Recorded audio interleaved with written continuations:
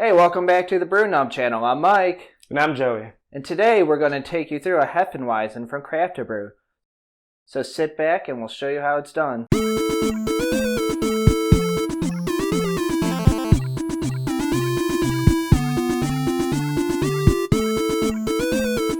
So on today's episode of Brew Nub, we're doing a Hefeweizen recipe kit from Craft Brew. And it brings yeast, cheese sock, your sanitizer solution, bittering aroma hops, grains, and lastly, your dried malt extract. So on today's episode, we're going to need a few things.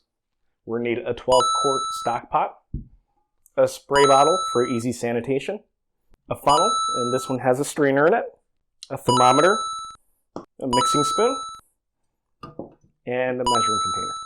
We'll also need our tubing for the blow-off assembly, a jar for the blow-off assembly, we'll need our hop spider, we'll need our Carboy with airlock, 2 gallons of water, and also a bag of ice. Alright, so now that you see everything that you'll need for the brew, we're going to go on to our sanitation.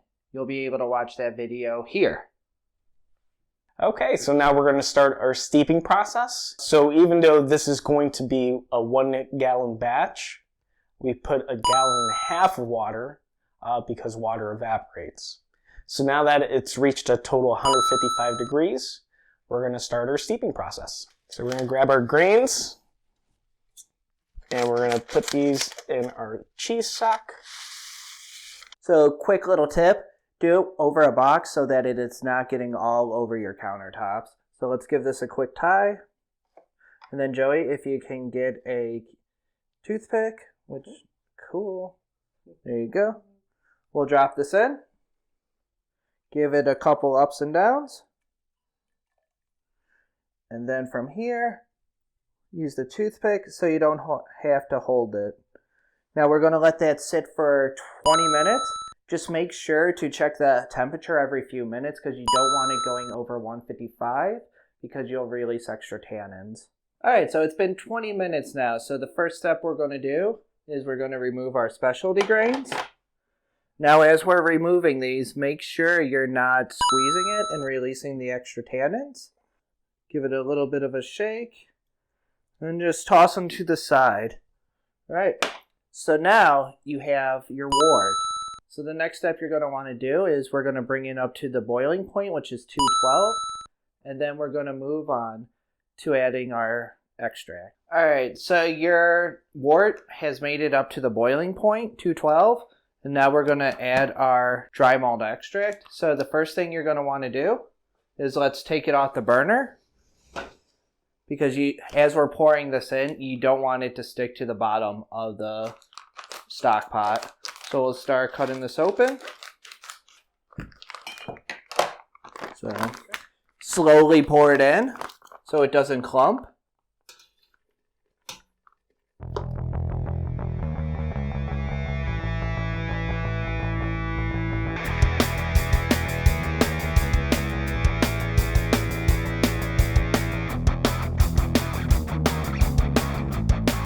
So now that we placed it back on the burner, just keep it on there for an hour. You're going to want to make sure to check it about every 15 minutes because you don't want it to boil over. And now we're going to add our hops. From the start, we're going to add half.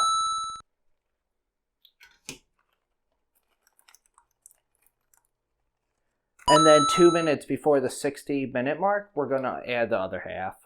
Okay. All right, so now that our batch is done, we're going to get this down to 75 degrees. And the reason we want it down to this temperature is so that when we put the yeast in there, it doesn't kill it. Alright, so now that you've taken your wort down to 75 degrees, we're going to pitch the yeast. So from this point on, everything that interacts with the wort, you're going to want to make sure you're sanitizing. Yep. Alright, ready?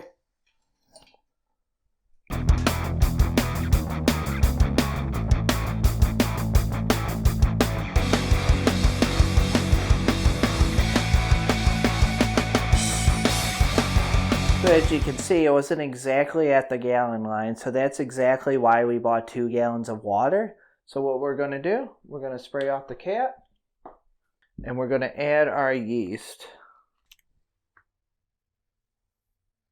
So we're going to shake this for 1 minute, which is going to be adding the aeration, but you don't want to go too much longer after a minute because it could cause oxidation, which will then make your beer taste a little funny. So Alexa, timer 1 minute. Let's go.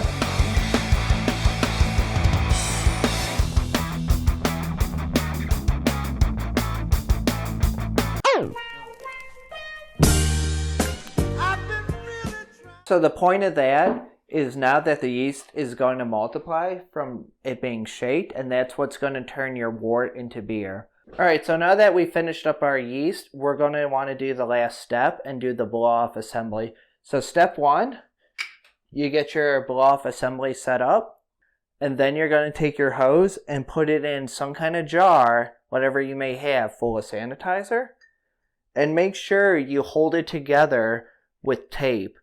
That way, as this starts to carbonate and it starts getting very active, it doesn't fall out of your sanitizer.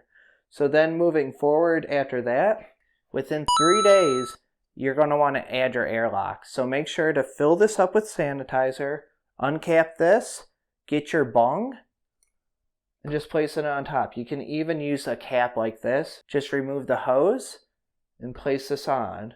And then you're going to want to wait an extra 11 days, 2 weeks total from the time you start the airlock to the end, keeping it in a dark, cool place. And then once you're done with that, it's only the last step. You're going to want to bottle your beer. And if you want to see how to bottle your beer, just check out the video here. Alright everybody, so you finished all the steps for brewing beer. Congratulations. Thank you so much for spending the time and watching our video. Please like and subscribe. That will definitely help us out. And I'll see you in the next video. Thanks, guys. See you guys.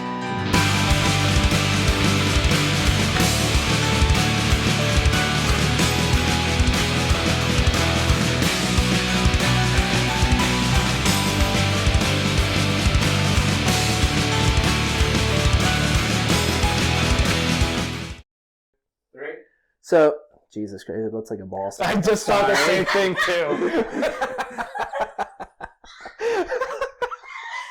I literally thought the same thing too. I'm like, what? That looks like a nut sack right there. All right, ready? 3, 2.